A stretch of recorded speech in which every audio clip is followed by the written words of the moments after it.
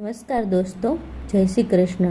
આજે આપણે શીતળા સાતમની વાર્તા વિશે જાણીશું. શીતળા સાતમના મહત્વ વિશે પણ જાણીશું. આ વ્રત શ્રાવણ વદ સાતમ એટલે કે શીતળા સાતમ. આ દિવસે સૌભાગ્યવતી સ્ત્રી સવારે ઠંડા પાણીથી સ્નાન કરે છે, શીતળા માતાનું પૂજન કરે છે, રાંધણ સઠનું રાંધેલું ટાઢું ખાય છે, ચૂલો સળગાવતી નથી. સવારે પાણિયારામાં શીતળા માનો દીવો કરવામાં આવે છે અને આ કથા કહેવામાં આવે છે. આ વ્રત કરવું ખૂબ જ સારું છે. એક ગામ હતું. એ ગામમાં દેરાણી જેઠાણી અને સાસુ રહેતા હતા. દેરાણી જેઠાણી બંને એક દીકરો હતો, પરંતુ જેઠાણી ભારે અદેખી હતી. નાની વહુ સીધી સાદી અને ભોળી ભાળી હતી. શીતળા માતાનું વ્રત કરવા માટે નાની વહુ રાંધણસઠને દિવસે રાંધવા બેઠી, જેથી બીજે દિવસે ટાઢું જમી શકાય. એનો છોકરો ઘોડિયામાં સૂતો હતો. રાંધતા રાંધતા મધરાત થઈ ગઈ ને હજી રાંધવાનું બાકી હતું. એવામાં છોકરો રડવા લાગ્યો. નાની વહુ દેરાણી રાંધવાનું પડતું મૂકીને છોકરા પાસે ગઈ અને છોકરાને ઘોડિયામાં સુવડાવતી હતી ત્યાં પોતે પણ ઝોકા ખાઈને સૂઈ ગઈ. એ વખતે શીતળા માની એના ઘરમાં પધરામણી થઈ. ચૂલો સળગતો હતો એ જોઈને તેઓ ગુસ્સે થયા. તેમાં તેઓ આળોટ્યા અને દાજ્યા. આથી શીતળા માએ તેને શાપ આપ્યો, જેવું મારું શરીર બળ્યું એવું તારું પેટ બળજો. શીતળા મા તો શાપ આપીને ચાલ્યા ગયા અને નાની વહુએ સવારે ઉઠીને ઘોડિયામાં જોયું તો એનો છોકરો બળીને ભડથું થઈ ગયો હતો. હવે એને પોતાની ભૂલ સમજાઈ ગઈ. એને લાગ્યું કે શીતળા માતા કોપાયમાન થયા છે. આથી તે રડવા લાગી અને માથું કૂટવા લાગી.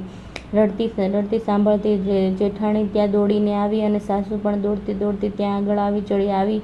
એ બંને જો તો નાની વહુએ કહ્યું, રાતે તું ચૂલો સળગતો મૂકીને સૂઈ ગઈ હતી, તેથી તારી ઉપર શીતળામાં કોપાયમાન થયા છે. તું તારો છોકરાને લઈને શીતળા માની પાસે જા અને તારી ભૂલ કબૂલ કરી તેની માફી માંગજે. મા તારી ઉપર દયા કરી સારા છોકરાને સજીવન કરશે. સાસુની વાત માનીને છોકરો ટોપલામાં લઈને ટોપલો માથે ચડાવી નાની વહુ શીતળા માતા પાસે ચાલી. ચાલતા ચાલતા રસ્તામાં એક તળાવ આવ્યું. તે તળાવ પાસે ટોપલો ઉતારી નાની વહુએ તળાવના પાણી પીવા ગઈ. તે તળાવમાંથી અવાજ આવ્યો, બાઈ, તું આ તળાવનું પાણી પીશ તો મરી જઈશ. તું શા માટે રડે છે તે તો કહે. એટલે નાની વહુએ કહ્યું, શીતળા માતા મારી ઉપર કોપાયમાન છે. મારા છોકરાને બાળી મૂક્યો છે, માટે શીતળા માની માફી માંગવા જાઉં છું. તું શીતળા મા પાસે જાય છે તો મારું પૂછતી આવજે કે મારા તળાવનું પાણી પીનાર મરી કેમ જાય છે. નાની વહુએ તો પાણી પીધા વગર ટોપલો માથે ચડાવ્યો અને આગળ ચાલવા લાગી. થોડે દૂર ગઈ ત્યાં રસ્તામાં બે આખલા ઊભા હતા અને બંને આખલાઓ ગળામાં ઘંટીનું એક પડ હતું. તેઓ એકબીજા માથા મારીને લડતા હતા. નાની વહુએ નજીક આવી એટલે આખલાએ લડતા બંધ થઈ ગયા અને નાની વહુને પૂછ્યું, બેટા, તારી આંખમાં આંસુ કેમ છે? શીતળા મા તારા ઉપર કોપાયમાન છે, એની માફી માંગવા જાઉં છું. તો બાઈ, શીતળા માને અમારું પણ પૂછતી આવજે ને કે અમારા ક્યાં પાપને લીધે અમે ગળામાં ઘંટડીના પડ બાંધ્યા છે, અમે શા માટે લડ્યા કરીએ છીએ. સારું કહીને વહુ આગળ વધવા લાગી. થોડેક દૂર ત્યાં એક ઝાડવા નીચે મેલી ઘેલી ડોસી બેઠી હતી. વારંવાર માથું ખંજવાળતી હતી. એને જોઈને ડોસીએ કહ્યું, બા, આવ બેટી, હું તારી જ રાહ જોતી હતી. તારા ટોપલો નીચે ઉતારી જરા મારું માથું જોઈને આપને, માથામાં બહુ ખંજવાળ આવે છે. આ સાંભળીને નાની વહુને દયા આવી. એણે ટોપલા નીચે મૂક્યો અને ડોસીનું માથું જોવા બેસી ગઈ. ઘણીવાર સુધી નાની વહુએ ડોસીનું માથું જોયું. એમાંથી ઘણી લીખો અને જુઓ કાઢીને મારી નાખી. આથી ડોસીના માથામાં ખંજવાળ ઓછી થઈ. નાની વહુને આશીર્વાદ આપતા ડોસી બોલી, બેટી, ભગવાન તારું કલ્યાણ કરશે અને તારી ભલાઈનો બદલો ભગવાન તને જરૂર આપશે. આમ કહીને ડોસી તો અદૃશ્ય થઈ ગઈ. ડોસીની જગ્યાએ એકદમ પ્રકાશ પથરાઈ ગયો અને એ જગ્યાએ શીતળા મા ઊભા રહી ગયા. છોકરાને શીતળા માએ સજીવન કર્યો અને એ તો શીતળા માના ખોળામાં રમવા લાગ્યો. નાની વહુએ શીતળા માના દર્શન કર્યા. પોતાની ભૂલ બદલ માફી માંગી. શીતળા માએ તેના માથા ઉપર હાથ મૂકીને માફી આપતા અને હસતો રમતો છોકરો ખોળામાં મૂક્યો.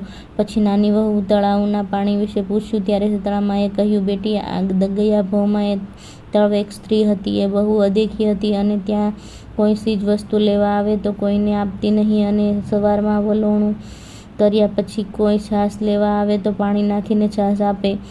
એના પાપનું નિવારણ એ છે કે તું જઈને તળાવનું પાણી ખોબો લઈને સારી દિશામાં અંજલિ આપજે.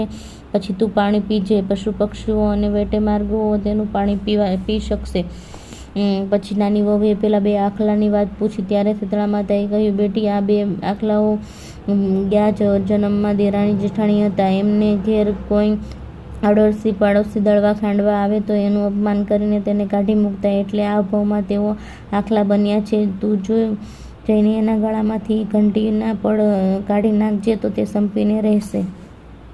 આટલું કહીને શીતળામાં તો અંદર ધ્યાન થઈ ગયા અને નાની વહુ તો પોતાના દીકરાને લઈને પાછી વળી. ચાલતી ચાલતી જ્યાં આખલા લડતા હતા ત્યાં આવી છોકરાને એક બાજુમાં બેસાડીને આખલા પાસે આવીને એણે વાત કરી કે આ પછી તેને ઘંટીના પડ કાઢી નાખ્યા. આથી તેણે આખલાઓ શાંત પડી ગયા અને એકબીજાને મિત્રની જેમ બની ગયા અને ડોક નમાવીને પેલી નાની વહુનો આભાર માન્યો. પછી નાની વહુ તો પોતાના છોકરાને તેડીને પેલા તળાવ પાસે ચાલતી આવી. ત્યાં આવીને તળાવને પણ તેણે બધી વાત જણાવી. તેણે તળાવમાંથી ખોબો ભરીને પાણી લીધું અને ચારે દિશામાં અંજલિ ભરી છાંટ્યું. પછી તે પોતે થોડુંક પાણી પીધું. ત્યાં તો ચારેય દિશામાંથી પક્ષીઓ પાણી પીવા માટે આવવા માંડ્યા.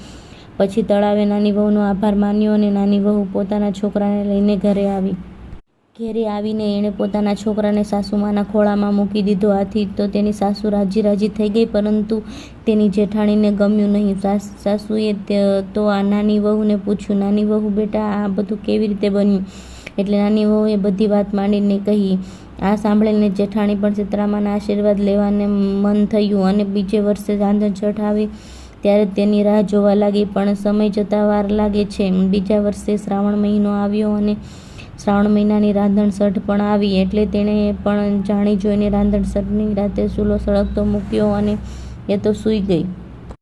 એવામાં શીતળા માતા ફરવા નીકળ્યા. ફરતા ફરતા તેના ઘર પ્રવેશ્યા. ચૂલો સળગતો જોઈને ગુસ્સે થયા અને તેના આળોટિયા અને તાજ્યા. એટલે શીતળા માતાએ તો જેઠાણીને શ્રાપ આપ્યો, જેણે મને બાળી એનું અંતર બાળજો. અને સવારે જેઠાણીએ ઉઠીને જોયું તો તેનો છોકરો ઘોડિયામાં બળીને વળતું થઈ પડ્યો હતો. તેણે રડતા રડતા શું બન્યું એની વાત સાસુને કરી. એટલે સાસુએ એમને લડ્યા અને પછી કહ્યું, જા તું પણ નાની વહુની જેમ શીતળા માતાને મનાવવા જા અને એની વિલવણી કરજે, એટલે તારો દીકરો સાજો નરવો થઈ જશે. આ સાંભળી જેઠાણી તો છોકરાને ટોપલામાં નાખીને ચાલી નીકળી. આગળ જતાં પેલું તળાવ આવ્યું. તળાવના કિનારે ઝાડ નીચે છોકરાને ટોપલો ઉતારીને તળાવ જેવા પાણી પીવા જાય છે. અવાજો, મારું પાણી પીશ નહીં, નહીંતર મરી જઈશ. આથી એણે પાણી પીધું નહીં. એટલે તળાવે કહ્યું, તું ક્યાં જાય છે જેઠાણીએ? હું ગમે ત્યાં જાઉં, તને શી પંચાયત? આમ કહીને તે તો પાણી પીધા વગર ચાલી નીકળી. ત્યાં આગળ ઘંટીના પડવાળા 2 આખલા મળ્યા. તેને લડતા જતા પણ જેઠાણી જોઈને શાંત થઈ ગયા અને પૂછ્યું, બહેન તું ક્યાં જાય છે? આ સાંભળી જેઠાણી ગુસ્સે થઈ, શું હું ગમે ત્યાં જાઉં, તમારે શી પંચાયત? આ સાંભળીને આખલા કંઈ બોલ્યા નહીં અને બાઈ તો ટોપલા લઈને આગળ ચાલી નીકળી. આગળ જતાં પેલી મેલી ઘેલી ડોસી મળી. એ ઝાડ નીચે બેઠી માથું ખંજવાળતી હતી. એણે જેઠાણીને આવેલી જોઈને કહ્યું, હો બેટા સારું થયું આવી ગઈ તે. મારા માથામાં બહુ ખંજવાળ આવે છે, જરા માથું ખંજવાળી આપને જુઓ અને લીખો કાઢી આપને. આ સાંભળીને જેઠાણી ખીજાઈને બોલી, તારા જેવી મેલી ઘેડી ડોસીનું કામ કરવા હું નવરી નથી. તું તો શીતળા માતાને શોધવા જાઉં છું. આમ કહીને એ તો ચાલી નીકળી અને બહુ ભટકી પણ શીતળા માતા ક્યાંય મળ્યા નહીં. આ મરેલા છોકરોને લઈને પાછી આવી. દેરાણી ભક્તિ ભાવવાળી હતી એટલે સુખ પ્રાપ્ત થયું. જ્યારે જેઠાણીના લક્ષણને લીધે દીકરો ખોઈ બેઠી. હે શીતળા માતા, જેવા દેરાણીને ફળ્યા તેવી તમારી ભક્તિ કરનાર સૌને પડજો. જય શીતળામાં, જય શ્રી કૃષ્ણ.